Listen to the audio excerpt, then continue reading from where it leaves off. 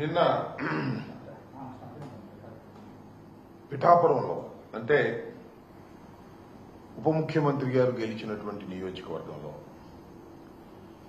జనసేన ఆవిర్భావ దినోత్సవం జయకేతనం పేరుతో ఒక పెద్ద బహిరంగ సభను నిర్వహించారు. ఈ బహిరంగ సభలో అంటే ఈ జయకేతనం లేదా ఆవిర్భావ సభ 12వ ఆవిర్భావ సభగా వారు ప్రకటించారు. అంటే పుష్కర కాలం తర్వాత జరుగుతున్నటువంటి జయకేతనం లేదా ఆవిర్భావ సభ. పవన్ కళ్యాణ్ గారు శాసనసభలోకి ప్రవేశించిన తర్వాత అధికారంలోకి వచ్చిన తర్వాత జరుగుతున్నటువంటి మొదటి సభ ఇది ఆవిర్భావ సభ. దీని మీద చాలా పెద్ద ఎత్తున ఊహాగానాలు, చాలా బ్రహ్మాండంగా జరుగుతుంది, చాలా మంది జనం వస్తారు, చాలా ఆసక్తిగా ఎదురు చూశారు రాష్ట్రంలో ఉన్నటువంటి ప్రజలు కానీ లేదు రాజకీయ విశ్లేషకులు కానీ. ఈ జయకేతంలో ఏ సంకేతాన్ని రాష్ట్ర ప్రజలకి, జనసేన పార్టీ కార్యకర్తలకి, నాయకులకి చంద్రబాబు నాయుడు గారు లేదో పవన్ కళ్యాణ్ గారు ఇస్తారు అని చాలా ఆసక్తిగా ఎదురు చూశారు. నిన్న సభ జరిగింది, జనం సహజంగానే బాగానే వచ్చారు. చివరిదాకా ఉండలేదు, మధ్యలో వెళ్ళిపోయారు. కానీ పవన్ కళ్యాణ్ గారు 8:45 నిమిషాలకు ఎప్పటికో ప్రారంభించి 10 దాకా తన సుదీర్ఘమైనటువంటి ఉపన్యాసాన్ని ఇచ్చారు. ఆ ఉపన్యాసం మీద లేదా నేను కూడా చాలా ఆతృతగా రేపు అంటే ఇవాళ ఎంతో కొంత స్పందించాల్సి ఉంటుంది అపోజిషన్లో ఉన్నటువంటి మేమని చాలా ఆసక్తిగా చూశా. ఆసక్తిగా చూసిన తర్వాత నాకు అర్థమైంది అసలు ఆయన ఏం చెప్పాలనుకున్నాడు, ఏమి చెప్పాడు, నాకు అర్థం కాకపోతే అర్థం కాపోయింది, రాజకీయ విశ్లేషకులకు అర్థం కాకపోతే అర్థం కాపోయింది, జన సైనికులకు అర్థం కాకపోతే అర్థం కాకపోయింది, కనీసం ఆయనకైనా అర్థమైందా అనేది నాకు అర్థం కాల. మొదటి మాత్రం ఒక పావు గంట సేపు ఒక కృత్రిమంగా ఊగిపోతూ చాలా శ్లోకాలు చదువుతూ చాలా వీరత్వాన్ని ప్రదర్శిస్తూ ఊగిపోయారు. తర్వాత నార్మాలిటీకి వచ్చి మాట్లాడారు. ఒక మాట మాత్రం అన్నాడబ్బా, వాస్తవంగా ఒప్పుకోవాలి, నిలబడ్డాం, 4 దశాబ్దాల టీడీపీని నిలబెట్టాం. ఆయన నిలబడ్డాడు. 4 దశాబ్దాల పాటు ఉన్నటువంటి టీడీపీ పడిపోతుంటే దాన్ని నిలబెట్టాడంట. ఇవాళ కాదుగా, మేము దేవుడి నుంచి చెబుతున్నాం. అసలు టీడీపీ పార్టీని నిలబెట్టడం కోసమే పుట్టినటువంటి రాజకీయ పార్టీ మీది. టీడీపీని కాపాడుకోవడం కోసం ఏర్పాటు చేయబడినటువంటి పార్టీది. 2014 మార్చిలో జస్ట్ బిఫోర్ ఎన్నికలప్పుడు దీన్ని ప్రారంభించి ఒక బి టీమ్గా చంద్రబాబు నాయుడు గారు వదిలారు. కాపులందరినీ కట్టగట్టి, ఎందుకంటే డైరెక్ట్గా చంద్రబాబు నాయుడు గారి కాపుల్ని చేతుల్లోకి తీసుకోలేడు. ఈ రాష్ట్రంలో ఉన్నటువంటి కులాల చరిత్ర అలాంటిది. చంద్రబాబు నాయుడు గారు తెలుగుదేశం పార్టీ కాపు సామాజిక వర్గం మీద అనేకమైనటువంటి దుశ్చర్యలు చేసినటువంటి సమాజం ఆంధ్ర రాష్ట్రంలో ఉంది. అందులో డైరెక్ట్గా ఆయనతో మాట్లాడలేరు కాబట్టి కాపులతో పవన్ కళ్యాణ్ గారిని అక్కడ పెట్టి ఆయన నుండి అట్రాక్ట్ చేసి తద్వారా తన వైపు మరలించుకోవాలనేటువంటి ఒక ప్రయత్నంలో భాగంగానే జనసేన పార్టీ ఆవిర్భవించింది అనేది ఇవాళ మేము కొత్తగా చెప్పటల్లా, డే 1 నుంచి చెబుతున్నటువంటి అంశమని ఈ సందర్భంగా నేను మనవి చేస్తున్నా. ఆ ప్రక్రియలోనే చంద్రబాబు నాయుడు గారికి ఎప్పుడు ఆపద వచ్చినా కాపులు తీసుకెళ్లి లింక్ చేయడానికి ఏర్పాటు చేయబడినటువంటి ఒక రాజకీయ పార్టీగా ముద్రపడినటువంటి రాజకీయ పార్టీ. అందువల్లే చంద్రబాబు నాయుడు గారిని నిలబెట్టడానికి ప్రయత్నం చేశారు. చంద్రబాబు నాయుడు గారే మొత్తం జనసేనకి తెలుగుదేశం పార్టీకి మేనేజ్ చేసేది ఎవరయ్యా అంటే నారా చంద్రబాబు నాయుడు గారు, ముఖ్యమంత్రి గారు దీన్నంతా కూడా టోటల్ గా మెయింటైన్ చేసేటటువంటి పరిస్థితిలో ఇవాళ ఉన్నారు. దీనిలో ఒక మాట అన్నారు పవన్ కళ్యాణ్ గారు, 100% స్ట్రైక్ రేట్. ఏంటి 100% స్ట్రైక్ రేట్? నాకు అర్థం కాలేదు. మీరు ఒక్కళ్ళే వచ్చారు 100% స్ట్రైక్ రేట్ కి. 21 సీట్లు పోటీ చేశారు, 21 సీట్లు మీరు గెలిచారు. అందువల్ల మీరు 100% స్ట్రైక్ రేట్ అని అనుకుంటే ఎలాగా అంటున్నా? అది బలం కాదు నాయన. 2 పార్టీల యొక్క మద్దతు నీకు వాపుగా కనపడి నీకు 21 వచ్చినాయి. అది రాష్ట్ర ప్రజల దురదృష్టం వల్ల వచ్చిందని నేను మనవి చేస్తున్నా. 21 సీట్లు గెలుచుకొని ఇది నాకు స్ట్రైక్ రేట్ అద్భుతం, అమోఘం అనేటువంటి మాట మాట్లాడుతున్నారు. శభాష్. అయ్యా నేను మాట చెప్తాను, ఏమండి పవన్ కళ్యాణ్ గారు, కొన్నిదల పవన్ కళ్యాణ్ గారు, మీ డయాస్ మీద 21 మంది శాసనసభ్యులు ఉన్నారు, 2 పార్లమెంట్ సభ్యులు ఉన్నారు. అసలు మీ వాళ్ళు ఎవరు చెప్పండి నాకు. మీ పార్టీలో వచ్చిన వాడు ఎవరు? చంద్రబాబు నాయుడు గారి దగ్గర టికెట్ లేకపోతే పంపిస్తే వాళ్ళకి టికెట్ ఇచ్చావు. మేము రిజెక్ట్ చేసిన బ్యాచ్ కొంతమంది టికెట్ ఇచ్చావు. నీ సొంత మనుషులు, నీ పార్టీ మనుషులు ఎవరున్నారు? ఎవరు లేరు. గాలి కొట్టుకొచ్చిన వాళ్ళని కొంతమందిని పెట్టుకున్నావు. నీ అదృష్టం బాగుంది, గాలి కొట్టింది, గెలిచావు. ఇది జరిగినటువంటి అంశం. 100% స్ట్రైక్ రేట్ అనేటువంటి మాట మాట్లాడుతున్నావు. అసలు నీకున్నటువంటి 22 శాసనసభ్యుల్లోనూ 21 శాసనసభ్యుల్లోనూ 2 పార్లమెంటు సభ్యుల్లోనూ 100% నీ వాళ్ళు కాదయ్యా చంద్రబాబు నాయుడు గారి మనుషులు, లేదా మేము రిజెక్ట్ చేసినటువంటి మనుషులు అనే విషయాన్ని దయచేసి గుర్తు పెట్టుకోమని ఈ సందర్భంగా నేను చెప్తున్నా. సరే, నీకు 100% స్ట్రైక్ రేట్ తో నువ్వు గెలిచావు. నువ్వు ఇచ్చిన హామీలేంటి? చంద్రబాబు నాయుడు గారు కూటమి ప్రభుత్వం కలిసి ఇచ్చినటువంటి హామీలు ఏమయ్యాయి అని అడుగుతా ఉన్నా. సూపర్ 6 ఏమైంది? సూపర్ 7 ఏమైంది? 143 హామీలు ఇచ్చి ప్రజల్లోకి వెళ్లారు. అక్కడ కాదు 100% స్ట్రైక్ రేటు నీకు ప్రజలు ఇచ్చారనుకుంటున్నావే, ఇక్కడ చేయమంటున్నా. 100% గా నువ్వు హామీలను నెరవేర్చేటటువంటి దాఖలాలు ఎక్కడ కనబడటం లేదే. నేను నువ్వేదో చెప్తావంటే ఏదేదేదో చెప్పుకొచ్చాడండి. ఆయనకి ఉపసం ఉందంట, ఆయన ఆరోగ్యం జరగొట్టుకున్నాడంట రాజకీయాల్లోకి వచ్చి ఏం ఆరోగ్యం జరగొట్టుకున్నాడు నాకు అర్థం కాల. ఎట్లా జరుగుతుంటే రాజకీయాలు ఆయన బ్రహ్మాండంగా ఉంటే ఆయన రాజకీయ పార్టీని మెయింటైన్ చేశారు.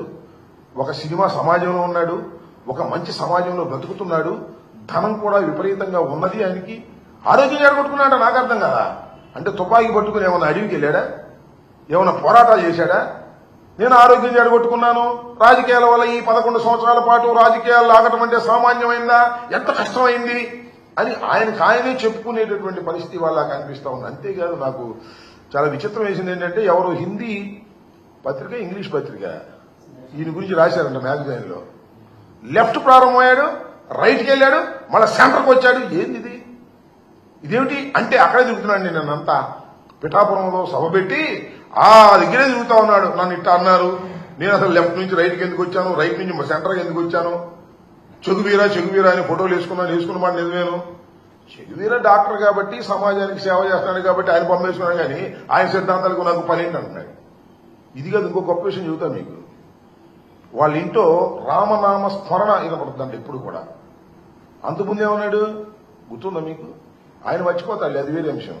మా నాన్నగారు హేతువాది, దీపారాధనలో సీరియట్ అంటించుకున్నాడు అన్నాడు.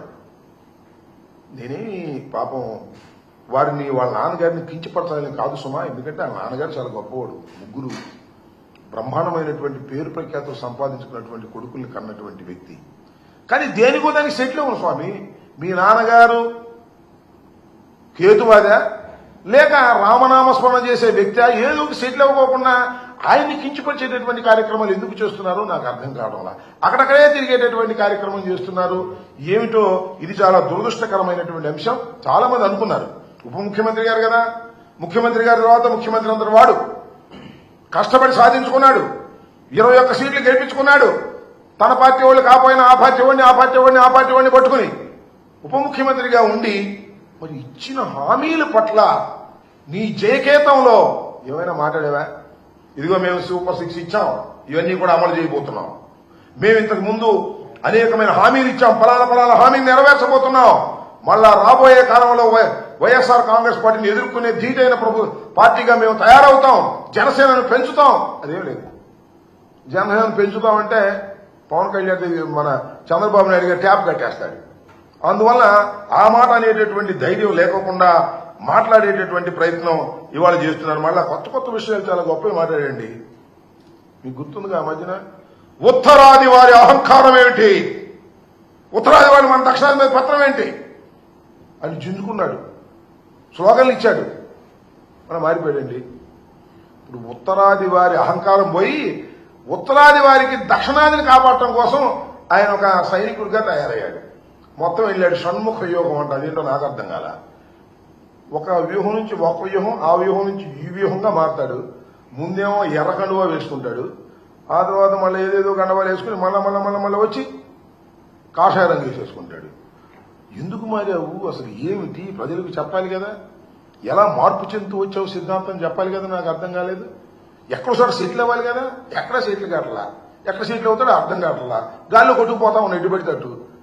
ముందు తుపాకీ కొట్టడం ద్వారా రాజ్యాంగం రావాలి, విప్లవకారుణ్ణి. మీకు గుర్తుందో లేదో చిరంజీవి గారు చెప్పాడు ఒక సందర్భంలో, అసలు మా వాడు అడవులకి వెళ్ళిపోతాడని భయపడ్డామండి, అంత విప్లవకారుడిగా బయలుదేరాడు, ఏదో చివరికింత సినిమాల్లోకి వచ్చి అయ్యాడు అనేటువంటి పద్ధతుల్లో మాట్లాడారు. నాకు అర్థం కానటువంటి అంశం ఏంటంటే, నాకే కాదు ఎవరికీ అర్థం కానటువంటి పరిస్థితి, ఇవాళ అనేకమైన హామీలు ఇచ్చినటువంటి ప్రభుత్వం మీ కూటమి ప్రభుత్వం. ముగ్గురు కలిసి అధికారంలోకి వచ్చారు, మమ్మల్ని ఓడించారు, గద్దె దించుతా ఉన్నారు, దించారు, అయిపోయింది. మీరు మీ సంగతి ఏంటి? గద్దెకి మీరేం పగలదిస్తున్నారని అడుగుతా ఉన్నా, మీరేం చేస్తున్నారని అడుగుతా ఉన్నా. ఇవాళ జయకేతనం అని చెప్పి మీటింగ్ పెట్టి అందరినీ పిలిచి మీరు మాట్లాడింది ఏంటి, మీరు చెప్పింది ఏంటి, ఏమి అర్థం కానటువంటి ఒక అగమ్యం గోచరంగా ఇవాళ పవన్ కళ్యాణ్ గారు ప్రవర్తిస్తున్నాడు. ఆయనకి అసలు ఒక సిద్ధాంతమే లేదు, షణ్ముఖ వ్యూహం అని చెప్పేసి ఒక వ్యూహం నుంచి మరొక వ్యూహం, ఆ రకంగా ఊసర వెలిలాగా మారిపోతున్నారు. సెటిల్ కానటువంటి పరిస్థితి ఇవాళ కనిపిస్తా ఉంది. వాలంటీర్లు మోసం చేశారు, కళాశాలల్లో పేదవారికి, వైద్య కళాశాలలో పేదవారికి మేము సీట్లు ఇచ్చే కార్యక్రమం చేస్తుంటే అమ్ముకుంటున్నామని చెప్పారు. ఇవాళ మొత్తం ప్రైవేట్ కళాశాల మొత్తాన్ని తీసుకువెళ్లి ప్రైవేట్ రంగానికి, గవర్నమెంట్ కళాశాల అన్నింటినీ ప్రైవేట్ రంగానికి ఇచ్చేటటువంటి ఒక దౌర్భాగ్యమైన స్థితికి ఇవాళ మీరు తీసుకొచ్చేటటువంటి పరిస్థితి ఇవాళ తీసుకొచ్చారు. ఇది చాలా దురదృష్టకరమైనటువంటి పరిణామాన్ని మనం చేస్తున్నాం. అంతేకాదు ఇవాళ కూటమి ప్రభుత్వంలో ఉన్నటువంటి శాసనసభ్యులు కానీ, ఎంపీలు కానీ, మంత్రులు కానీ ఏం జరుగుతుంది? వాళ్ళ దోపిడీ, ఇసుక దోపిడీ, మట్టి దోపిడీ, బియ్యం దోపిడీ. అసలు జనసేనలో ఉన్నటువంటి శాసనసభ్యులందరూ కూడా దోపిడీ చేస్తుంటే హాయిగా చుక్కలు లెక్కెడుతున్నావు నువ్వు. అదేమంటే నువ్వు వీరుణ్ణి, సూర్యుణ్ణి, అవినీతికి వ్యతిరేకం, ధర్మం కోసం పరిపాలన చేస్తాను, కోపం వస్తుంది నాకు, ఇవన్నీ మాట్లాడతాం. మీ వాళ్ళు దోచుకుంటుంటే మాత్రం నీకు ఏ రకమైన కోపం రాదు. మీ వాళ్ళు డైరెక్ట్ గా లెక్చర్లు కొడుతున్నారు, డాక్టర్ల మీద తిరగబడుతున్నారు. అసలు నీకు అతి ప్రియమైనటువంటి మంత్రి గారు ఉన్నాడు, ఆయన కలెక్షనే పనిగా బియ్యం, రైసు, విజిలెన్సు, దాడులు, సీజు, మళ్ళా ఓపెను, డబ్బులు. ఈ మధ్య సీజ్ ది షిప్ అని సముద్రంలోకి వెళ్ళావు, మళ్ళీ తిరిగి వచ్చావు. అర్థం పర్థం లేని మాటలు మాట్లాడేటటువంటి పరిస్థితికి వల్ల మీరు దిగజారిపోయినటువంటి పరిస్థితులు ఉన్నాయి. అసలు మీ సిద్ధాంతం ఏంటో, మీ పరిస్థితి ఏంటో మీకే తెలియని పరిస్థితుల్లో మీరున్నారనేది ఇక్కడ నేను చాలా స్పష్టంగా చెప్పదలుచుకున్నాను. ఏది ఏమైనప్పటికీ కూడా ఒక పద్ధతి ప్రకారం ముందు వెళ్లవలసినటువంటి మీరు పద్ధతి తప్పి ఇష్టానుసారంగా వెళ్తున్నారు. ఒకసారేమో తెలుగుదేశానికి సపోర్ట్ చేస్తారు, ఒకసారేమో వ్యతిరేకించినట్టుగా నటిస్తారు. కారణం ఏంటంటే తెలుగుదేశం పార్టీ యాంటీ ఎస్టాబ్లిష్మెంట్ ఓట్లను చీల్చేయాలి అనే ఉద్దేశంతో బీఎస్పీ, సిపిఐ, సిపిఎం వీళ్ళతో జతకడతారు. మనది అయిపోయిన తర్వాత మళ్ళా మన తెలుగుదేశం పార్టీతోనూ బీజేపీతోనూ జత కట్టేటటువంటి పరిస్థితులు, అవకాశవాద రాజకీయాలు మీరు చేస్తూ ఉత్తరాది అహంకారాన్ని ఎదుర్కొంటామని చెబుతూ దక్షిణాదికి ప్రతినిధిగా బయలుదేరి, నాకు తెలియగలుగుతానండి, మన పిఠాపురం కర్ణాటక నుంచి వచ్చారంట, తమిళనాడు నుంచి వచ్చారంట, మహారాష్ట్ర నుంచి వచ్చారంట, తెలంగాణ నుంచి వచ్చారంట, 4 భాషల్లో మాట్లాడేశాడు. 4 భాషల్లో మాట్లాడేసి నేను ఉత్తరాదికి వ్యతిరేకంగా, ఉత్తరాదికి అనుకూలంగా దక్షిణాది నాయకుడిని అని ఆయనే ప్రకటించుకునేటువంటి పరిస్థితిలో ఉన్నాడు. ఇది చాలా దురదృష్టకరమైనటువంటి పరిణామంతో పాటు మీకు గుర్తుందో లేదో, కుటుంబ రాజకీయాలేంటి, వారసత్వ రాజకీయాలేంటి, ప్రజల నుంచి పుట్టాలి నాయకులు అన్నాడు. నాకు అర్థం కాల, ఎక్కడి నుంచి ఒకటి పుట్టారని ఎవరు? అదేమంటే ప్రాణత్యాగం చేయడానికి నేను సిద్ధం అన్నాడు. ప్రాణత్యాగం చేయడానికి సిద్ధం అంటాడు, ఎమ్మెల్సీ సీటు ఖాళీ అయితే మాత్రం అన్నగించుకుంటాడు. ఏంది ఇలాంటి అవకాశవాద రాజకీయాలు చేస్తున్నటువంటి వ్యక్తి ఇవాళ పవన్ కళ్యాణ్ గారు. పిఠాపురం సాక్షిగా ఇవన్నీ నిరూపణ అయినాయని కూడా ఈ సందర్భంగా నేను చెప్పదలుచుకున్నాను.